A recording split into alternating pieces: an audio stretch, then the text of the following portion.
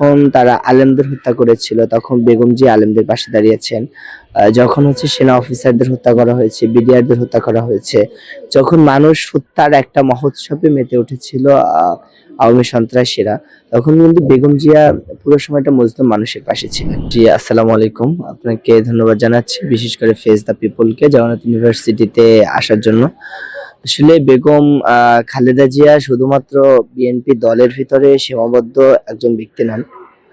বেগম জিয়া এমন একজন ব্যক্তি ছিলেন যিনি সবাইকে ধারণ করতেন।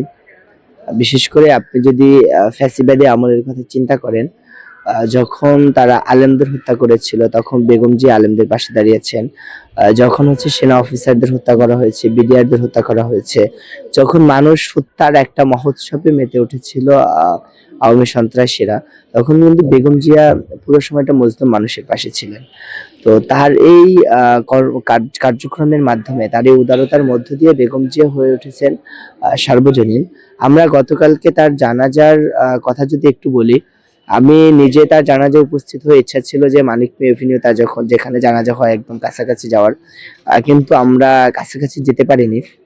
পুরো ঢাকা শহর ব্লক হয়ে গেছিল। আমরা দেখেছি যে মানুষের জনস্রোত নেমে এসেছিল রাস্তায়। এখন সকল মানুষ যে বিএনপিকে ভালোবাসে বা বিএনপিকে পছন্দ করে ওখানে গেছে, বিষয়টা কিন্তু এমন নয়। এখানে অধিকাংশ মানুষ ছিল যারা বেগম জিয়াকে ব্যক্তিকে ভালোবেসে ওখানে গিয়েছিল।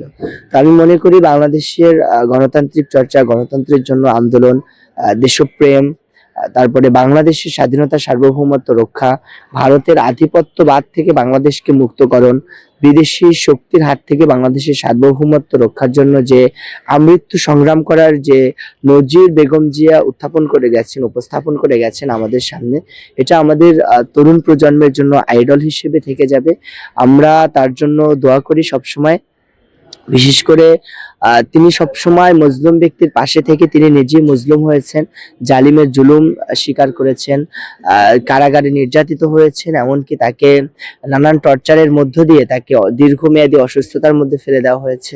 আমরা সবসময় আল্লাহর কাছে দোয়া করি। গতকাল আপনারা জানেন যে বাদ আসর আমরা ক্যাম্পাস মসজিদেও দোয়া করেছিলাম। তো এই জায়গা থেকে আমরা সবসময় দোয়া করি আল্লাহ তাআলা তাকে একজন শহীদ হিসেবে কবুল করুন, শাহাদাতের সর্বোচ্চ মর্যাদা তাকে দান করুন, এটা আমরা প্রত্যাশা করি।